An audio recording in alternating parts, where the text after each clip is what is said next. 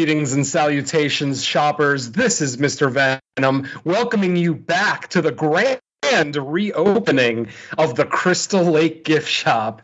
And of course, my manager on duty is Mr. Mike Maryman. How you doing, Mike? What's up? It's glad to finally have the shop open. You know, it's kind of funny because on our other shows we talk about how Crystal Lake gift shop, it's the easiest show to plan and prep for, and we can bust them out like easy, and then we just go all this time without recording a new episode, but it happens. Yeah, unfortunately, life, as we were just talking before we hit record, life sometimes interrupts our plans, and the end of 2023 and so far the beginning of 2024 have been very disruptful in Venom land, both for Mr. and Mrs.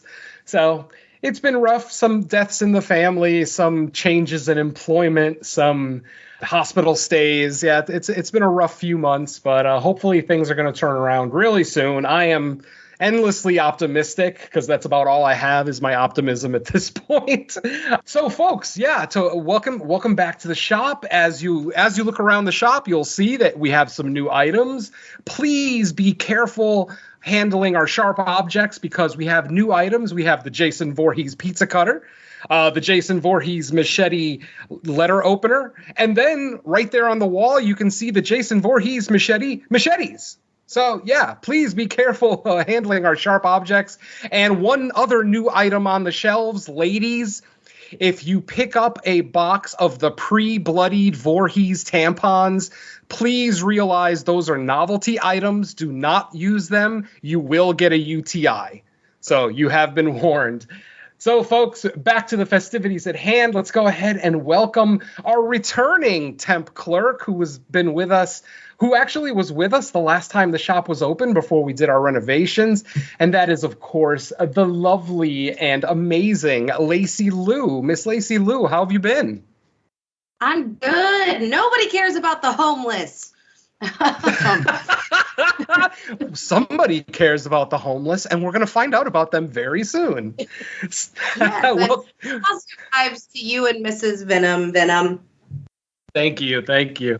Yes, I'll take all the positive vibes I can get, man. It's been rough out here in Southern California, but we're surviving, and we still have a smile on our face most of the day. So all I can do is stay positive and keep those fingers crossed that, our luck will change. So anyway, let's get back to the festivities at hand. This is, of course, the Crystal Lake gift shop where we look at the Friday the 13th, the series, which aired from 1987 to 1990. Today, we are looking at season 1, episode 4. And this episode is entitled A Cup of Time. This episode originally aired in October of 1987, October 19th, 1987, just a little over a week before Halloween. That's exciting. Halloween 87, man, I probably had a lot of fun. I was 17 that year. Ooh, that must have been a fun Halloween. Anyway, this episode clocks in at 46 minutes. It is directed by Harvey Frost, written by Frank Mancuso Jr., Barbara Sachs, and Larry B. Williams, and our stars, as always, John D. LeMay as Ryan, Louise Roby as Mickey, and Chris Wiggins as Jack. Our description for this episode is as follows. A mysterious teacup gives an elderly woman the power of eternal youth at a cost. I think they could just add that at a cost tag to the end of every description for every episode of this series. Doesn't every item work at a cost? So let's talk about our episode here. This is, of course, the story of Lady Di. She is a hard rocker who has a certain teacup with a certain ability that seems very interesting. So before we get into our little bit of a walkthrough, let's go ahead and talk some general thoughts first. So, of course, let's bring in our guest, Miss Lacy Lou, and ask her, Lacy, what did you think of A Cup of Time? Well, Mr. Mike Maryho watched it before me, and he was, not enthusiastic about it at all. He's like, dude, it's about a fucking haunted teacup. So I'm thinking it's, going to be, super bad, but I actually enjoyed this episode, so I don't know what crack he's smoking. I thought it was fucking fun as hell. Well, I mean, I don't know if hell would be fun, but it's fun. Yeah, I was super confused by why Mike didn't like it. I thought it was probably, he said it was his least favorite episode of the season so far. I mean, only 4 episodes in, but I just kept thinking about the fucking monastery. And I was like, what do you mean? Like, we got like a punk rock bitch in this, like, that wants to just sing about teacups. Like, this is fun. Exactly. That's what I was thinking myself. Yeah, for me, I'm right there with Miss Lacy Lou. This might actually be my second favorite episode so far. Obviously, we're only 4 episodes in. We got a long way to go. 68 more episodes in front of us. But aside from the series premiere, I thought this was one of the more fun episodes. Yes, there's a lot of problems with the episode, but ultimately there's going to be problems with every episode of Friday the 13th. You know, obviously a low budget story about cursed items, so a lot of time, you know, a lot of stories just aren't going to shine the way others do. But I'm with Lacy Lou. I had a pretty good time with this one. I was a fan of Lady Di as a character. Yeah, she's hokey, she's over the top, but I thought it worked for me, you know, as a Friday the 13th villain. I thought she worked really well for me. Obviously, you know, we get more examples of Jack and his ability to get Mickey and Ryan into any situation in any private party or gathering that they want, because Jack is magic, apparently, and can make press passes for just about anything. So, you know, we get a lot of this, you know, the same chords that we've kind of seen repeated throughout the series. But like I said, overall, I like this villain. I liked our secondary character of Birdie, who was introduced in this episode. I don't remember if we see Birdie again later in the series. I hope we do, because I actually did like her.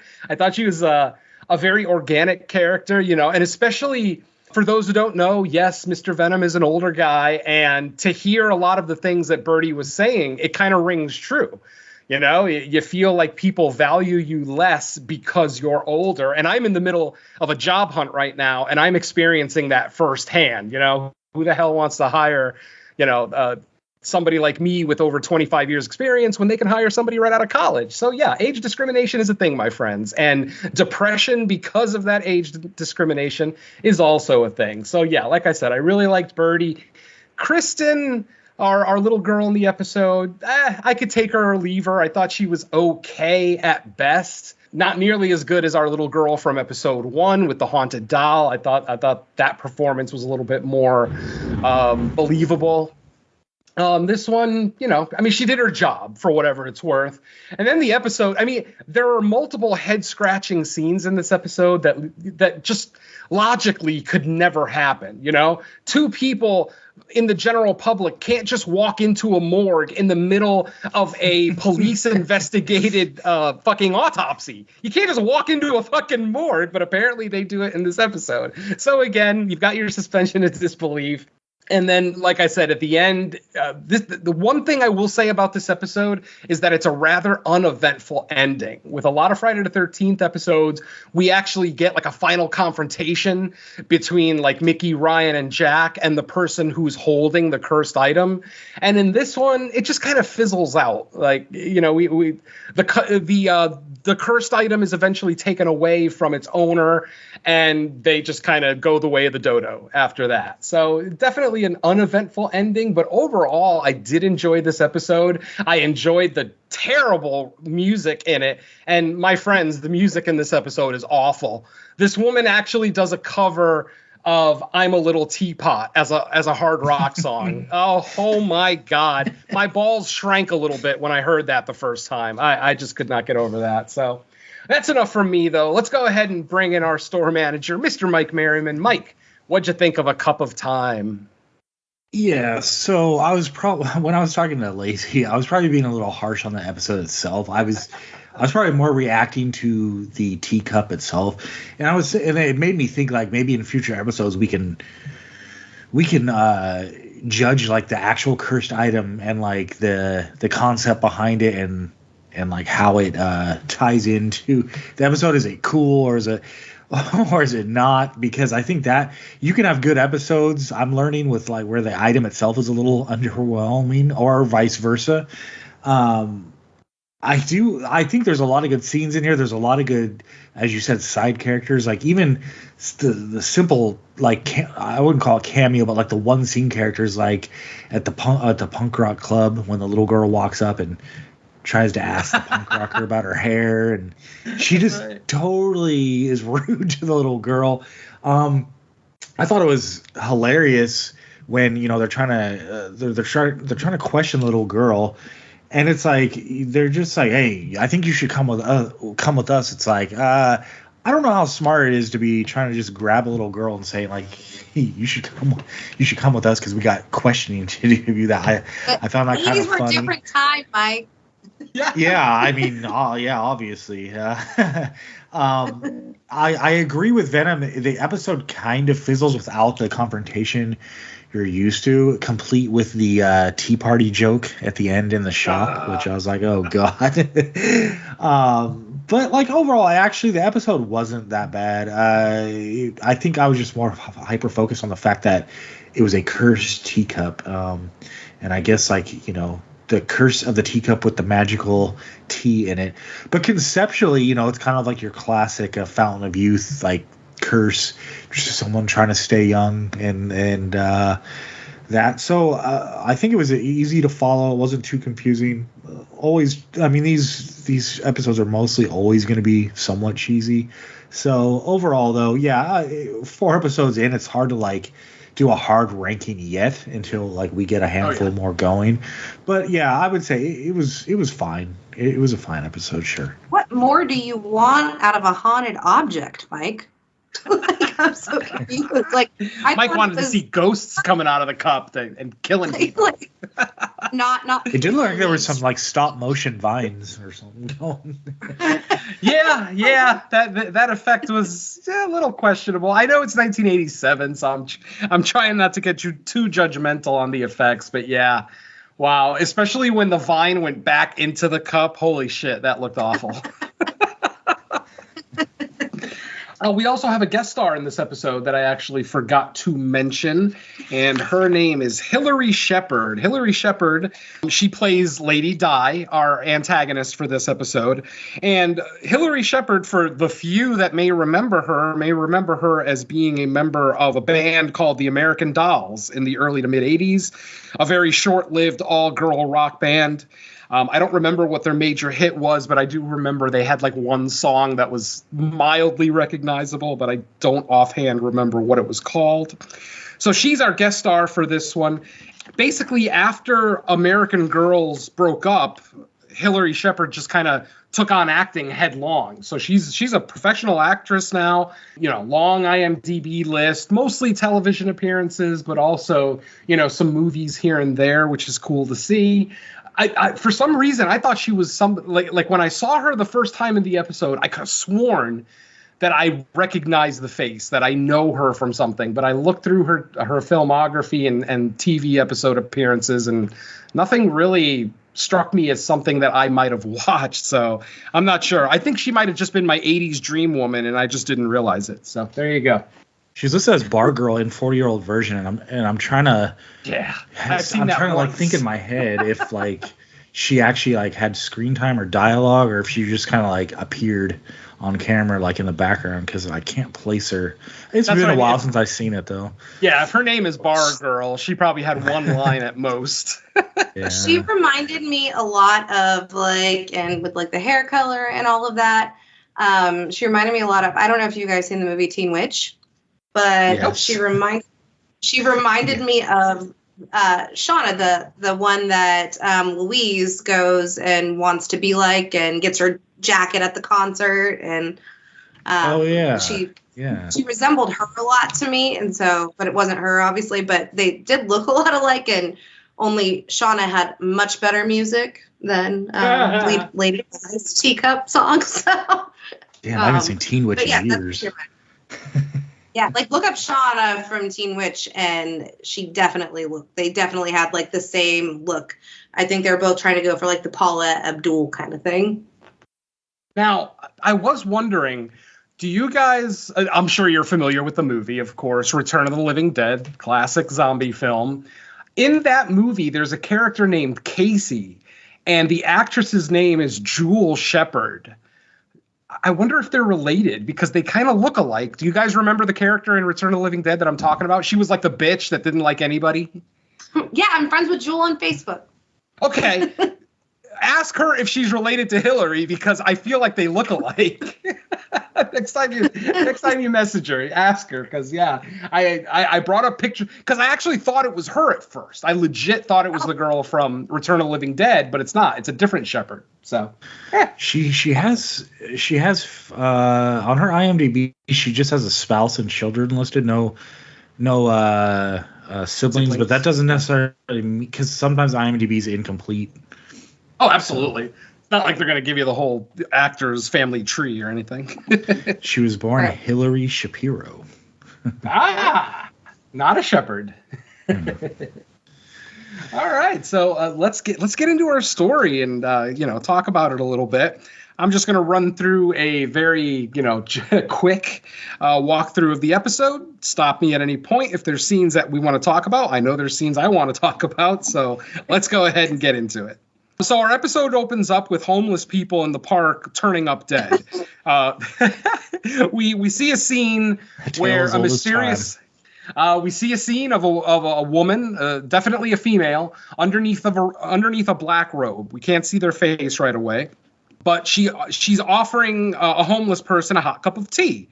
The homeless person is happy and takes the cup of tea.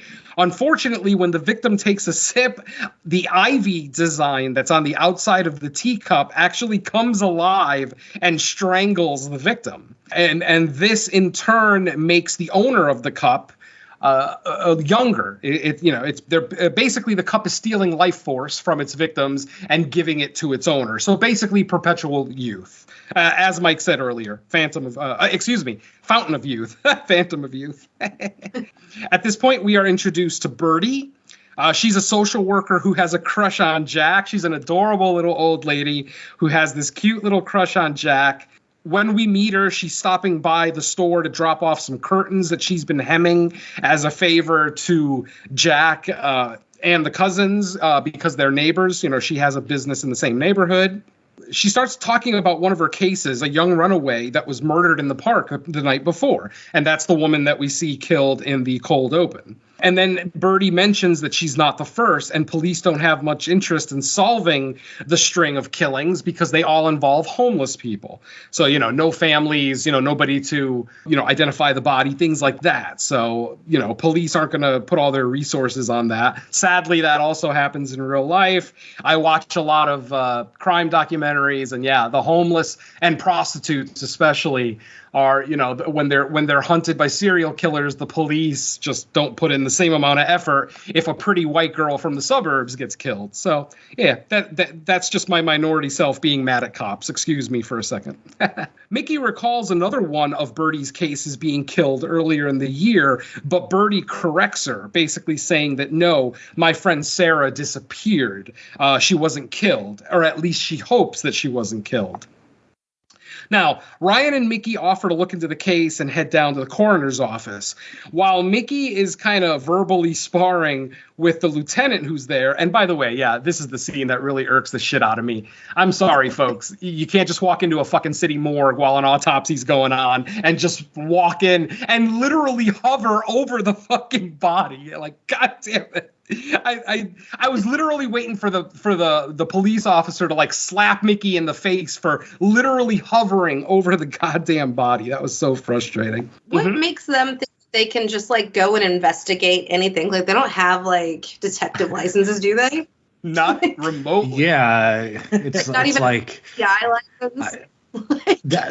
That's something one of the fun things about rewatching the series is because Venom, you mentioned when this aired you were 17. I was 7, so I was a kid, and these are things I didn't probably think about at the time, but what's their job titles? Shopkeeper assistants, yet they're going to go around just investigate things what jurisdiction do they have, and it's funny because you can kind of view the episode as in the cops are kind of being dicks to them, but then at the same time it's well, if you're a police officer and these two people are just showing up and demanding to be doing their own investigation and messing with possible crime scenes, you'd probably be a little standoffish to them too.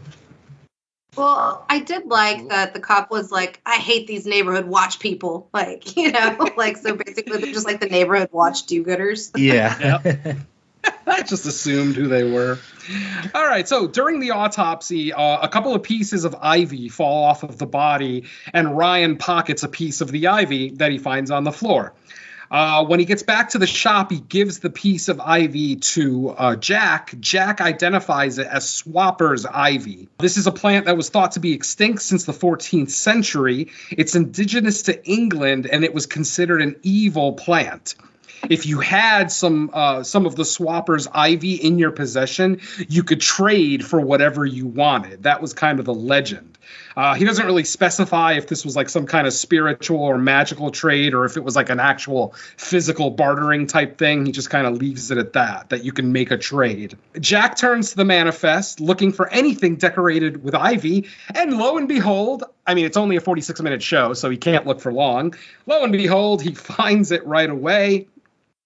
He finds a porcelain teacup with no marks on it, white, with a hand-painted Swapper's ivy design along the rim. They find out that Lewis sold the cup, and don't forget Lewis being the original owner of the store who was selling, who made the deal with the devil. He sold the cup 2 years earlier to a man named Fat Eddie Burrell, who sounds gangster as fuck. Mickey and Ryan, after finding out that Eddie Burrell, mafia-like name. Hell yeah, Fat Eddie. I mean, that screams mafioso. Hell yeah. It makes me think of Fast Eddie. There you go. All right, so when Mickey and Ryan go looking for Fat Eddie Burrell, they end up going to his last known address, and it turns out to be just an abandoned house. It obviously has been abandoned. Nobody's lived there for a long time. Everything's dirty. The doors were open, blah, blah, blah. Eventually, one of those bed that folds into a wall kind of falls down onto the floor, and when it falls, it exposes a pile of bones. Yep. Fast Eddie is no longer with us, or Fat Eddie. Damn it, Mike, you got me saying Fast Eddie. Fat Eddie is no longer with us and no longer fat. So the death diet actually worked for him. After this, we are introduced to Lady Di. She is the kind of our rock star of the episode.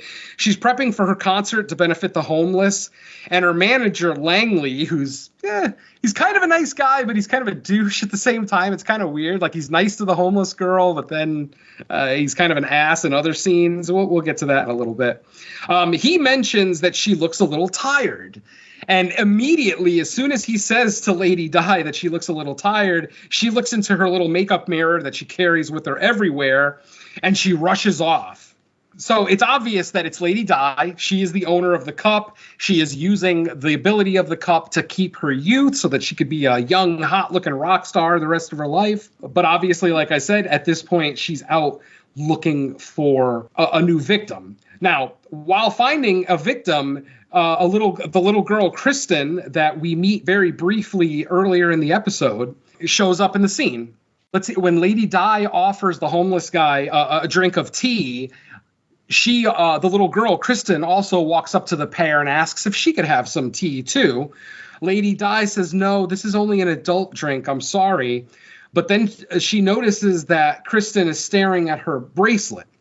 She tells Kristen, if I'll give you this bracelet if you leave us alone, which Kristen accepts. She takes the bracelet, she leaves, but she doesn't leave the entire scene. She hides in a bush and continues to watch the events that unfold in front of her. The next morning, Mickey and Ryan take Birdie to the park to identify this latest victim. This time it's a guy.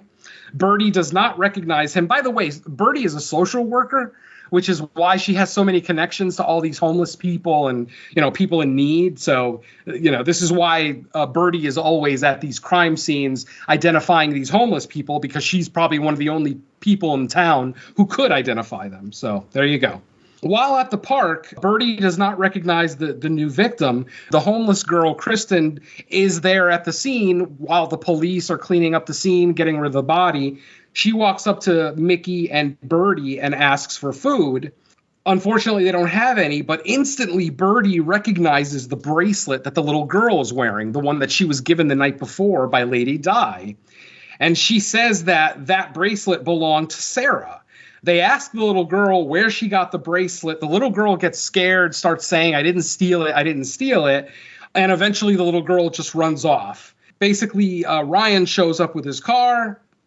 The little girl just runs off into the woods, and they kind of lose track of her. By the way, did you notice that Ryan got knocked over by a fucking little girl? I mean, knocked on his ass. This girl's what, 10 or 11 years old, and she knocked a full-grown adult on his ass. I couldn't believe she body checked him. Oh, Ryan is such a bitch. I'm sorry. I'm sorry, Mr. LeMay, but yeah, your character is a bitch. Jesus. And it's not like the little girl was even trying to knock him over. She was just trying to run away, and she bumped into him, and he falls flat. So yeah, well, awesome job, Ryan. Fair, she ran away as soon as he rolled up and got out of the car. Right, absolutely. She probably thought he was coming to take her away. Definitely. When they ask Kristen where she got the necklace, she basically mentions that she got it the night before. And, they ask her some questions about the woman, like, was it an old woman? Because, like I said, Birdie thinks that it's Sarah's bracelet. And the little girl says, no, it was a pretty lady with a man with hair like fire, is how she described it. Birdie, you can see the expression on Birdie's face change because she knows that Sarah was not a young woman with fiery red hair. She was an old woman with white hair. So Birdie ends up giving Mickey and Ryan a picture of Sarah. Ryan and Jack start to believe that Lady Di and Sarah Burrell are the same person. We actually see Ryan takes the picture that was given to him of Sarah. Then he takes one of Lady Di's album covers and he starts painting the album cover to age the face of the woman on the album cover. And when he does this, it ends up matching the old woman in the picture, the picture of Sarah that was given to them. They start to put it together. Lady Di is the killer. She is the owner of the cup, and they need to get the cup away from her. Did you notice though that it wasn't like adult paintings? Like it was like the little ones that like you give like kids to paint like with watercolor. Like, you know what I mean? Like it's like the little kid paint. You know what I'm talking, Mike? Like you're a dad, you know what I'm talking about, right? I know. Yes, like you would not be giving your kids like some expensive high-end paint kit. So how did that end up in here for this? Yeah. Exactly. It's like little kid paint. I don't know. Okay, so while Jack and Mickey and Ryan are talking about the situation and talking about the cup and what Lady Di is potentially doing with it, Birdie overhears the conversation when she comes to the shop to invite Jack over to dinner. Seeing as how she is wearing she's wearing a dress that looks like she borrowed it from one of her daughters. Like it's a dress that's way too young for her. I mean, hey, Birdie is not a bad-looking lady. For an older lady, probably in her 70s, she's not terrible, my friends. But like I said, she's wearing something that's way too youthful for her in an obvious attempt to get Jack's attention. Yeah, Birdie wants that Jack D, my friends. Oh, she needs it. Jack, of course, turns down her invitation, and Birdie leaves the store frustrated and storms out. Now, the next day, Mickey and Ryan hear that Lady Di is going to be at a radio station doing an interview talking about her homeless benefit concert that she's going to be doing and also her tour that she's preparing for. That she's basically the benefit show is like the first stop of the tour, and then she hits the road for the remainder of the tour. Now, at this point, this is where Jack works his magic and once again gets them a press pass into this radio station. What kind of magic Jack has is fucking beyond me, because I feel like Jack knows every single person in this city and can get Mickey and Ryan into anything they need to. But without explanation, it's just kind of like, what? Like, okay, all right, cool. So we just have to accept it. Ryan goes as a reporter from Rock Icon magazine, and Mickey dresses as his sexy chauffeur, which leads to a very cringy conversation in a little bit that we'll get to here. But they walk in, they end up barging into the recording booth just as Lady Di's manager mentions to Lady Di that she's looking tired. And again, Lady Di pulls out her mirror, realizes that, her skin is starting to wrinkle a little bit. And at that exact same moment, Ryan and Mickey burst into the radio booth and they start asking about Sarah. They start asking Lady Di about Sarah. And then one of them mentions a teacup. And as soon as one of them mentions a teacup, Lady Di bolts out the back door of the radio station, not to be seen again. Obviously, because of the comment from her manager, she needs to go get another victim. So like I said, at this point, Lady Di is on edge, doesn't want to answer any questions about Sarah or the teacup. Security ends up dragging Mickey and Ryan out while Lady Di sneaks out the back door. While in the alley of the radio station, Lady Di runs into Birdie. And because Lady Di is starting to show a little bit of her age, like her power's starting to wear off a little bit, Birdie actually recognizes her as a young-looking Sarah and actually calls her Sarah, says, "Sarah, is that you?" Without answering, Lady Di turns around and runs down the other end, to the other side of the alley. While doing that, she runs into the little girl, Kristen, again. And as we see earlier, when she lifted the wallet off of the police investigator. Oh, not the police investigator, the manager. She lifted the wallet off of Lady Di's manager. She's obviously a pickpocket and very good at it. While she walks by Lady Di in the alley, she actually reaches into her bag and grabs the teacup.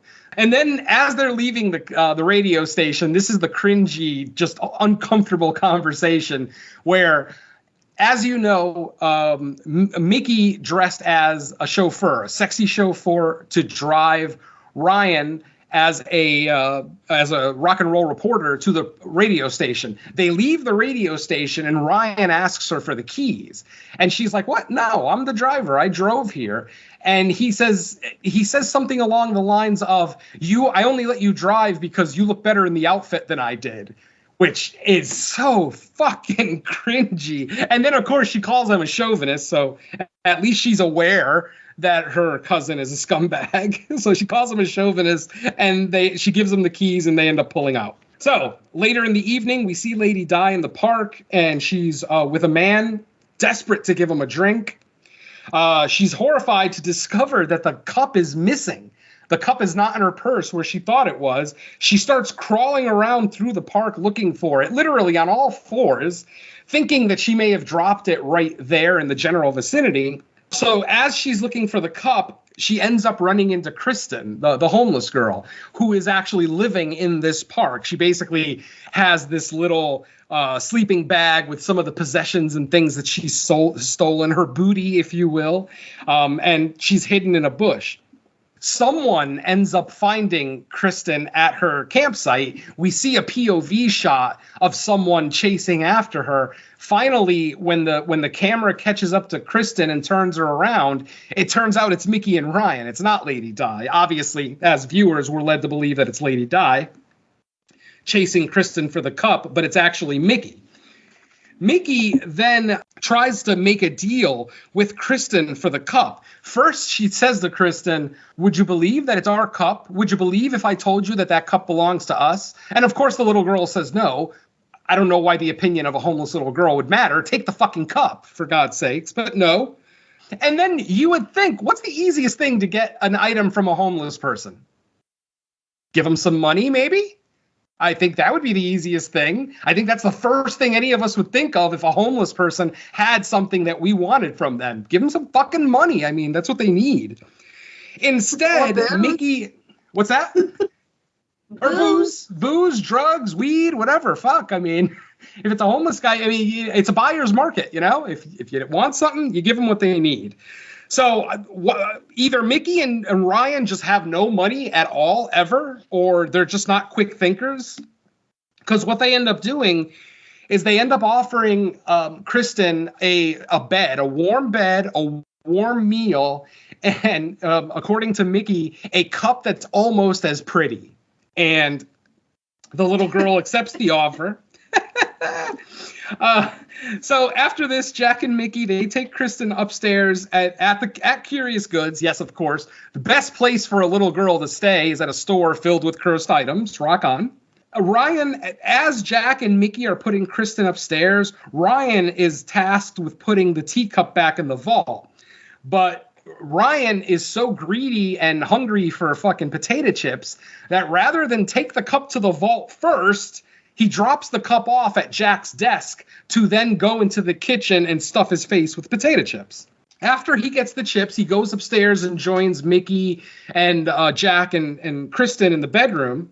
And we see someone coming up to the front of Curious Goods. Now, the door is locked. This person ends up smashing one of the panes of glass in the door, breaking into the store, and almost like they knew exactly where the fucking thing would be, they walk right up to Jack's desk and they grab the cup and they bolt out of there. In them leaving, whoever it is, they weren't careful enough to close the door quietly behind them. They let the front door of the store like slam behind them, which of course alerted everyone that somebody was down there. They go down there. Let's see. Ryan realizes that the cup is gone, and he makes chase. He gives chase to the person who took the cup. Now, this is the scene. This is another scene that made me absolutely laugh my ass off because I can't believe that it would ever happen in real life. The robber, while still wearing a pair of pantyhose as a mask over her head, successfully hails a fucking cab. My friends, no cab driver is going to pull over and pick up somebody using pantyhose as a mask. That's asking to be murdered in your own cab. That doesn't make any sense. Once in the cab, then Birdie takes off her mask. Well, I just gave away the spoiler. To expose, the woman takes off the mask to expose that it's Birdie. It's not Lady Di who stole the cup. Why did Birdie steal the cup? Because she overheard the conversation earlier about the cup giving its owner eternal youth. And don't forget, Birdie is the woman who's been complaining about being old, about being invisible to men, and blah, blah, blah because of her age. So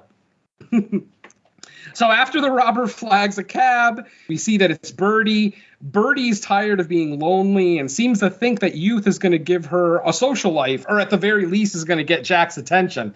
My issue is if she ends up getting like really young and hot, why would she still want Jack? Jack's not going to want to date a 20-year-old or a woman that looks like a 20-year-old anyway. Hey, like I said, Birdie's plan is just all over the place, not well thought out. And we see that following in Lady Di's footsteps, Birdie decides to go to the park and offers a homeless man a drink. Whereas Lady Di was offering these people hot tea, Birdie, she knows her homeless people because she offers them scotch. And she offers them a little bit of scotch in the cursed cup. Now, the man sits there and he's eagerly waiting for the cup to be handed to him with the whiskey or scotch or whatever it is in it. And he takes a sip out of it. And literally, as soon as he takes a sip out of it, we see the ivy on the cup start to come to life. And instantly, Birdie takes the cup away from the man and throws it to the ground and says, no, I can't do this. I can't do this. Now, the homeless guy's obviously pissed off because he thinks this old lady's fucking with him, offering him a drink and then taking it away. That's alcohol abuse. Absolutely. Waste of some good single malt scotch, man. Come on. After throwing the cup down and upsetting the homeless guy, she ends up giving the whole rest of the bottle to him as a peace offering. And they end up staying there at the bench all night and just talking. I don't know what they talk about. We don't actually get to see it. But the next morning, the sun is up, and Birdie and the homeless man are still there on the bench. And Birdie thanks him for talking with her all night. And the homeless guy says, for an old lady, you're pretty cool. Obviously, she got him drunk. So apparently he has a new friend. So and he just stumbles off. Yeah, and he just stumbles up. I mean, where does a homeless man go? He actually said, I have to go do my rounds. What? What do you got, like, different... he probably has to hit all the different dumpsters he hits, for lunch or whatever. I don't know. For cans, yeah. Yeah, exactly. So some recycling. So anyway, Birdie ends up having a change of heart. She ends up going to a phone booth next to the park, calling up Jack and Mickey, and letting them know that she has the cup. We don't see the entire phone conversation. She just says, I have something that belongs to you. The camera pans down to the cup. And then we see Lady Di looking like a goddamn cartoon witch in the bushes. Like, literally, she looked like she bought a costume at like Spirit Halloween and didn't put it on right. It just looks awful. Anyway. Notice how many people actually hide in bushes in this episode? No shit, like you can't be seen in a bush. It's so crazy. It's like clear as day. Like good hiding spot, bro. Like we'll get there. So funny. All right, so after Birdie makes the phone call, Jack, Mickey, and Ryan rush over to the park to the phone booth that Birdie calls from. Unfortunately, Birdie is not there anymore. And when we find Birdie, she's actually being chased by Lady Di through the park in fucking broad daylight, my friends. Like, no one seems to care that these two old ladies are chasing each other through the park. Okay. The other thing I'm thinking, too, is Birdie obviously knows that Sarah / Lady Di is chasing her for the cup. Why didn't she just fucking smash the cup on a rock? The cup doesn't belong to her. She doesn't give a shit about the cup. Like, I mean, unless she has some just sense it's Jack's cup. Yeah, it's Jack's. That's what I was going to say. That maybe because it belongs to Jack and she's got the sweets on Jack, that she wants to return it and do the right thing. That's admirable. That's fine. But this is a life and death situation. You know, a fucking witch is chasing you through the park for this thing in your hand where if you literally throw it on a rock and smash it, it's over. There, you know, Lady Di won't be able to do anything. Birdie's safe. Everybody's safe. But nope. She just keeps running. Eventually, Birdie ends up tripping in the park. Lady Di grabs a big, like a fist-sized rock and smashes Birdie in the face. At first, I thought she killed her. I mean, because Birdie's got to be like in her 70s, and she just got smashed in the face with a fucking boulder.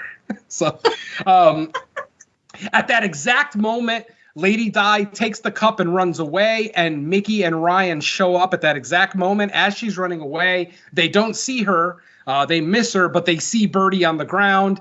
They see the bloody rock on the ground. Ryan, like an absolute fucking genius, picks up the bloody rock because I think he just wanted to have his fingerprints on the murder weapon. So there you go. And of course, as they're standing over Birdie's potentially lifeless body, the police show up. And the police investigator from the autopsy scene is there with them. He instantly arrests Mickey and Ryan for the assault on Birdie, potentially murder. Birdie is still alive at this point, but she's out cold, and because of her advanced age, they're not sure if she's going to make it. We see Jack, because don't forget, Jack was with them when they came to the park. We see Jack kind of hiding, once again, hiding in the bushes, and he's completely visible. I don't know what he's hiding from. He's obviously hiding from the cops, but the cops here in this town are just stupid. So, Jack ends up getting away, does not get arrested, and he kind of runs off, and we don't see him again for a little bit. Then we see Lady Di looking decrepit as hell, just like she's falling apart. She's looking worse and worse every time we see her. Lady about to die is what she looks Lady like. about to die. So she finds a homeless guy on the bench in the park. Once again, this is broad daylight. At this point, she's not even trying to be careful anymore. She just needs her youth. So she finds a homeless guy on the bench, offers him a cup of tea from the teacup.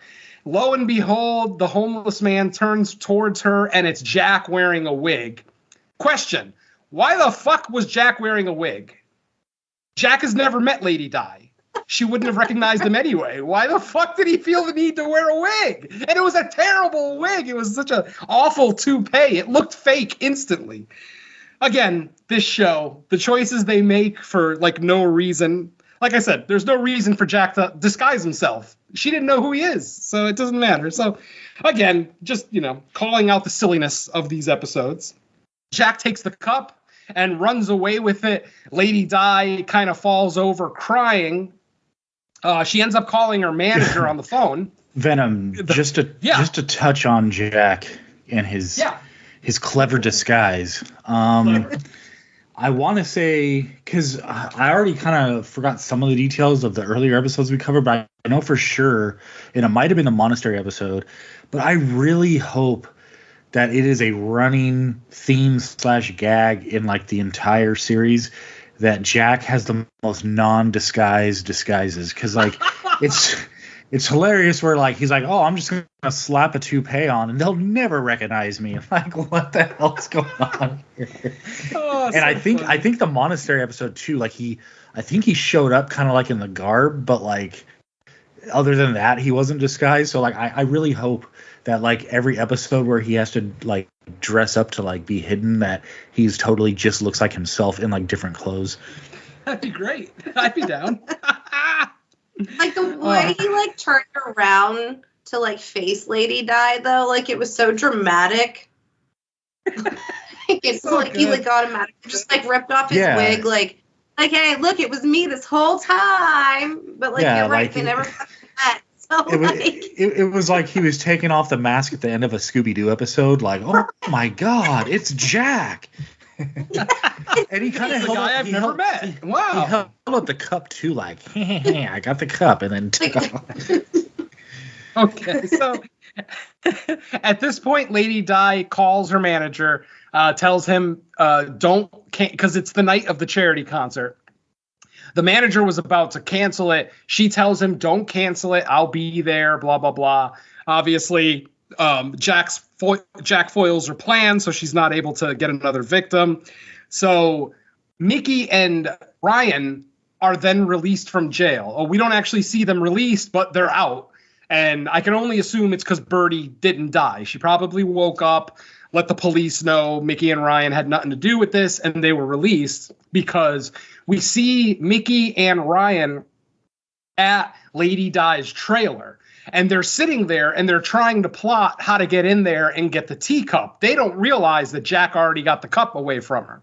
And then Jack shows up, literally right there at the trailer. Jack reunites with Mickey and Ryan, lets them know, hey, I got the cup already. We can get out of here.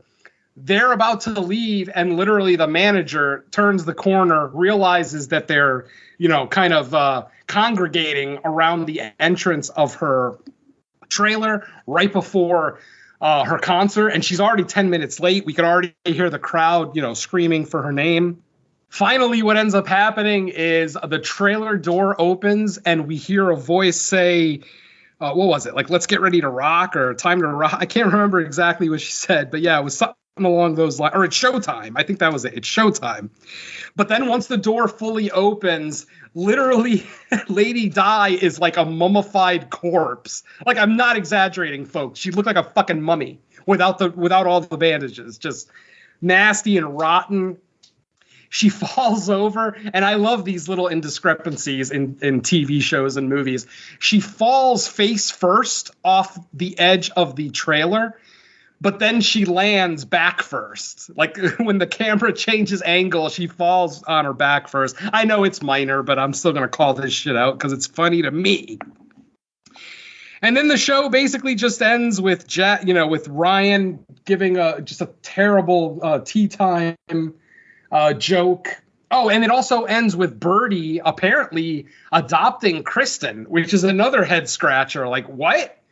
I mean, isn't there a process? Like, doesn't she have to go through like weeks of paperwork and interviews? Nope. I'm just going to take this homeless girl and call her mine. Woohoo. And that's pretty much how our episode ends.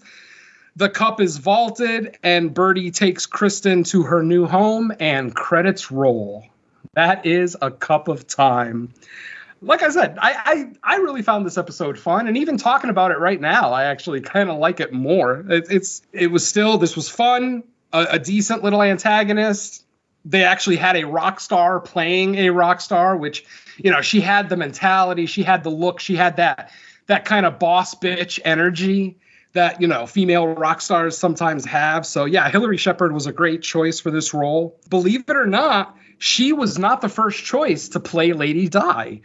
The first person who was supposed to play Lady Di was Moon Zappa. Obviously, most people are more familiar with her famous father, Frank Zappa, and his son Dweezil Zappa. But one of his daughters is actually named Moon Zappa. She was actually up for the role, and the reason that she was up for the role is that the producers didn't like Hillary Shepard's kind of tough girl look. She had a very, like I said, that boss bitch energy. I don't know what's the equivalent of big D energy for females? Let's go with that. You know, she had that big D energy, that big V energy. Oh, wait, that's probably not good. Yeah, it's probably not. What? Who wants a big vagina? Anyway. Bitch in charge. There you go. HBIC. Now, one of the things I like to do is whenever they show the ledger, I like to freeze on that frame and just kind of look at what potentially might be some cursed items that we'll see later on down the line, or they'll never be mentioned again in the show. But I always find it fascinating. In this episode, when they looked in the ledger, we see a listing for a haunted harmonica, an umbrella stand made of oak from 1930. And then we have something called the Cupid of Malik. And this item is not crossed off. So they have not gotten this item back into the store yet. The other items, the harmonica, the umbrella stand, you can see them on the list. They've been crossed off. What else is on here? A cigarette case, an Italian table, Italian in quotations. I'm not sure why it's in quotes, but there you go. It's quote unquote Italian. A Victorian table lamp from the 1800s, a paperweight, and that's all the listing says is paperweight. I wish it was a little bit more descriptive, but that's all it says. And then a pair of jade earrings with a dragon motif. Those are the items that were listed in the ledger this episode. I think that Cupid of Malik sounds interesting. Like I said, there's no description whatsoever of it. I just like that name, the Cupid of Malik. So who knows? Maybe if there's a Valentine's episode down the line, we'll see it. Yeah. Well, we did watch the Valentine's episode, didn't we? What was the? It was that was necklace, the first season. Wasn't it? No, wasn't that a Cupid statue? But it wasn't. It was a statue. Yeah, you're right. Yeah. Yeah, but this one wasn't crossed off. Now, don't forget, we talked about this on the very first episode where some of these first few episodes were recorded out of order. Like the second episode of the show was actually the first one filmed, so on and so forth. So, you know, maybe that statue is the Cupid of Malik from that episode. I don't remember its exact name. I'm actually looking through my episodes because the episode was called Cupid's Quiver. And there's no mention of the Cupid of Malik. So who knows? This could be an item that we'll see later on down the line. Or, like I said, we'll never see it again. Now, Hillary Shepard actually had some very positive stories. Some very positive stories and one very negative story about her time on the episode. She hit it off with Louise Roby and John LeMay. She hit it off with them immediately. Like, they became really good friends. They even kept in touch after, you know, this episode was done and they went their separate ways. She talked about how sweet they were, how fun they were to hang out with. They actually went to a James Brown concert together during the filming of this episode, which I found kind of interesting because I fucking love James Brown. I would have loved to have seen him live. But yeah, they actually went to a James Brown concert in '87. Now, her bad experience, and it had to do with the makeup. The guys that were doing the prosthetics on this show were basically untrained, you know, makeup artists. They had, this was their first production. They had never gone to school. They literally had never learned the craft. They were learning the craft as they went. And Hillary Shepard told stories of how in the mornings when they would put her makeup on, they would literally have instruction manuals open to the chapters that they needed to apply the makeup to her. And apparently they fucked up so bad that at the end of the first day of shooting with makeup, they couldn't get her makeup off. They couldn't get the witch mask off her. And they literally sat there. They're looking through all their manuals. They're looking through their books, trying to find information on how to get this thing off. And they find out that they realize that they forgot to powder her face before they put the makeup on. So they literally put the mask, the epoxy mask or acrylic, foam rubber. They literally put it directly on her skin with the glue. So literally they couldn't get the mask off that first day. They ended up having to get solvent to get the mask off. And then she couldn't do anything the next day because her face was red. She actually got a little bit of a rash.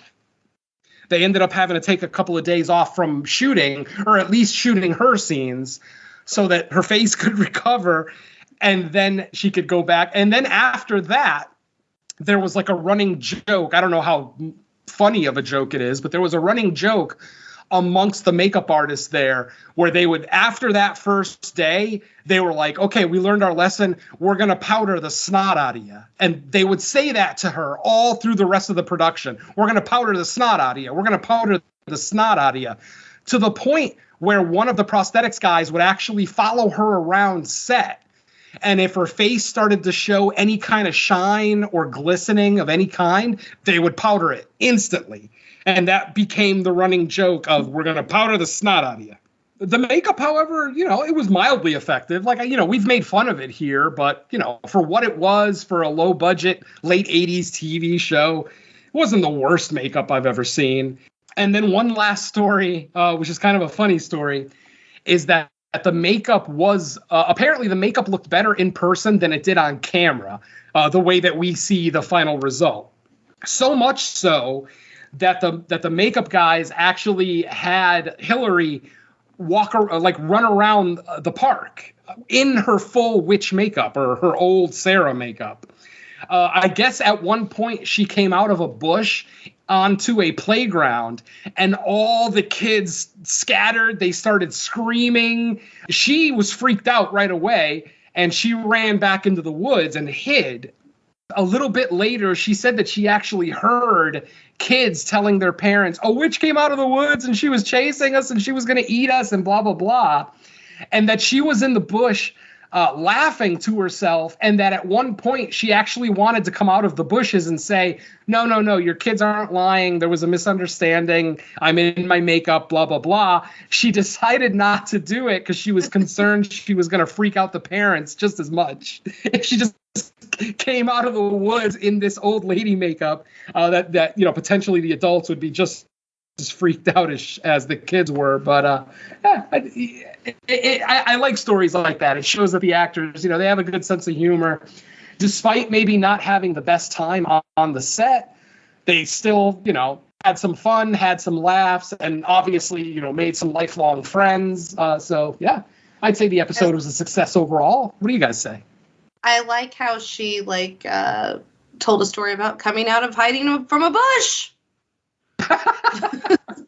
That's what it should have been called, the haunted bushes. A hero story coming out of the bush. I think it's fun. If you're getting a fountain of youth and you're going to be a rock star, you're really going to be singing about a teacup. And also, I like how they had the throwaway line, oh, it was one of Sarah's favorite little limericks. I'm a little teapot. That's how they put it all together, and all of a sudden the songs are playing. I'm a little teapot. I never thought I would hear a rock or a punk rock 80s anthem of I'm a little teapot ever. And now you know and why you haven't. Girl. And then Kristen sang it to herself in the park after she stole the teacup. I don't know.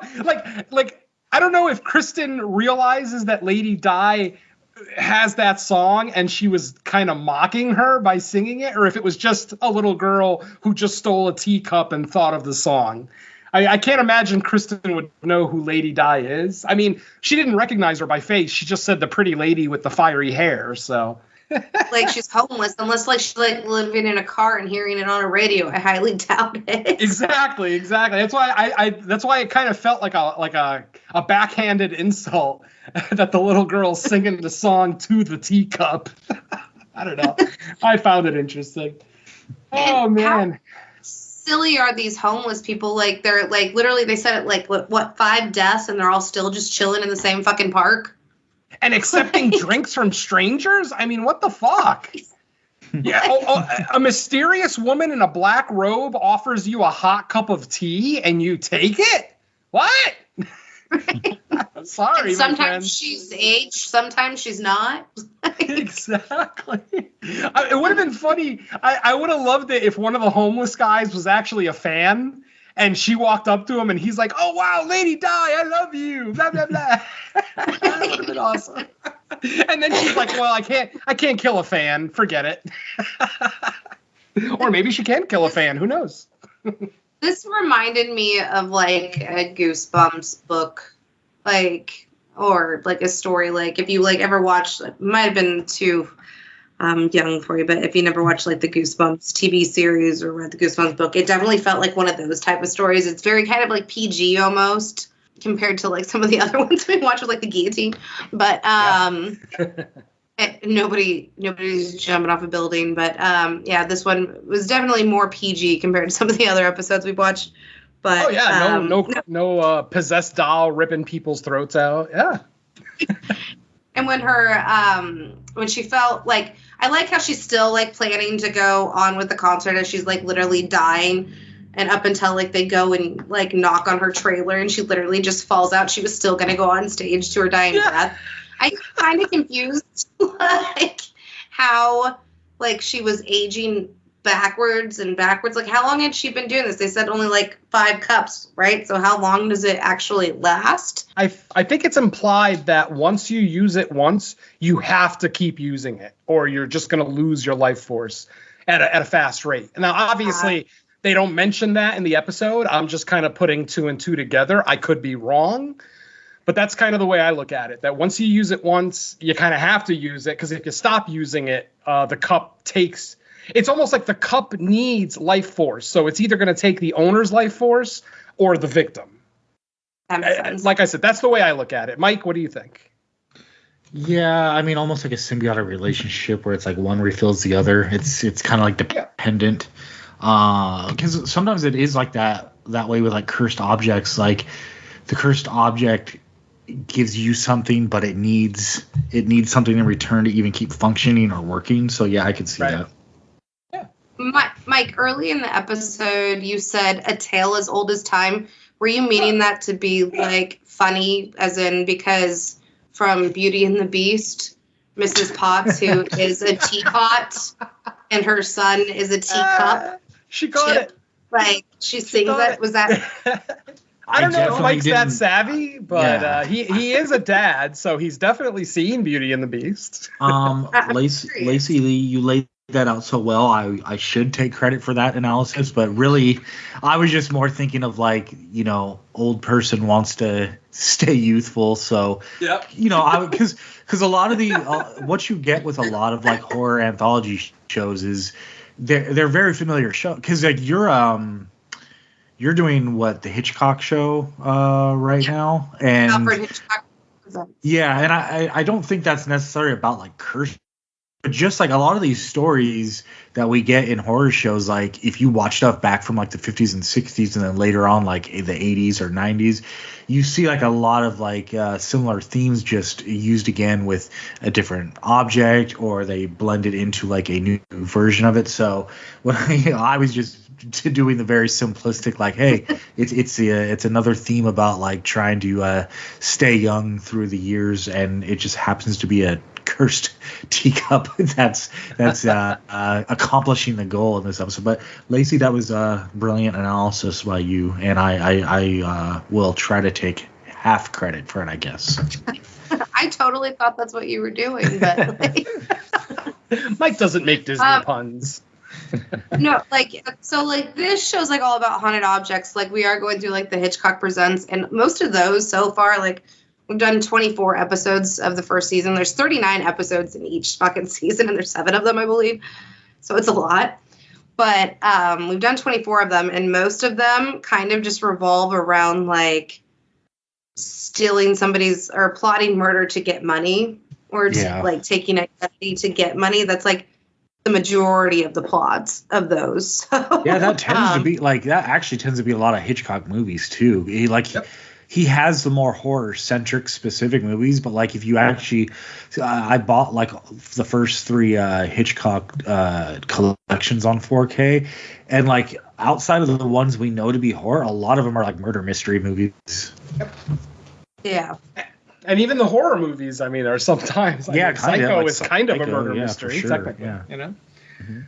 All right, shoppers. Well, this is going to be your final warning. The store will be closing in approximately 10 minutes.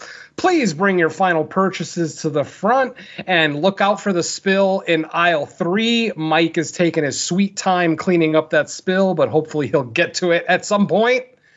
But in the meantime, it's a cursed spill. I got to be careful.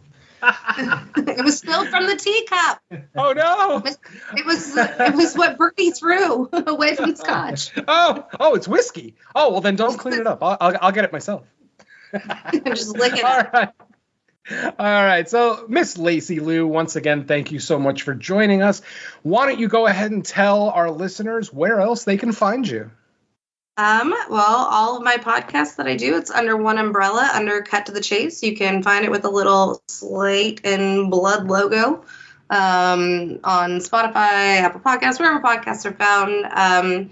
Slumber Party Massacre, Cut to the Chase, Skip to the Lou, The Last 20. The most recent episode that we have out of Slumber Party is Leopard's Scorn, where we talk about horror movies that were involved where lovers are scorned. We have a March Madness episode coming out where we talk about movies that made us mad.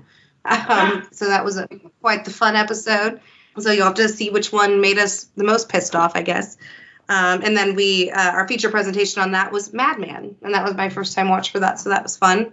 And then Cut to the Chase, we had a Valentine's Day episode where we covered Lover's Lane for the horror, and our listeners voted on us to do Wedding Singer as the rom-com that we wanted to do. So that's out now. I think we're going to maybe and all of our Alfred Hitchcocks that you heard us talk about, we just dropped one on Thursday. That was a fun one. So definitely check. Oh, and I also do Full House ones too. Full House commentaries. I'm on season 1. Those are really stupid, but I have a good time with them. So yeah, check them out. Awesome. And of course, for Michael and myself, you can hear us on the No More Room in Hell family of podcasts, which of course includes the main show, No More Room in Hell, Creature Comforts, Fresh Cuts, the Crystal Lake Gift Shop, which of course you're listening to right now, and maybe Watch This Movie Mike, which might be making a return sooner than later. Let's hope Mike has something for us, because I was enjoying that podcast, and I was actually planning on a movie to bring to you for that show, but I don't know. Time just got away from us. Like I said, the end of 2023 kind of kicked my ass, so hopefully that one will be back soon. That's one of the problems with, like, when I start like kind of a sidecast where I call it low priority, then it's like I mentally like make it a point to make it low priority, and then next thing you know, it's like, oh, 6 months have gone by. I guess it really was low priority, but it's pretty easy to like schedule because it's usually just me and one person. So yeah, if you got something, and I've actually, it's funny because like when I first started doing it, I reached out to some people, and people were like busy at the time, but they've reached back out to me and been like, hey, I got time in a movie, and I'm like, and now I'm the one that's like, okay, I'll get back to you, but yeah, I'm totally down to do more episodes of it. So nice. I guess look for that in the future too. Look for the grand return of Watch This Movie Mike as well, hopefully sooner than later. And my friends, thank you all so much for joining us. This is Mr. Venom letting you all know the Crystal Lake Gift Shop is now closed. Let's say bye to the folks. Bye, everyone. Thanks for having me back.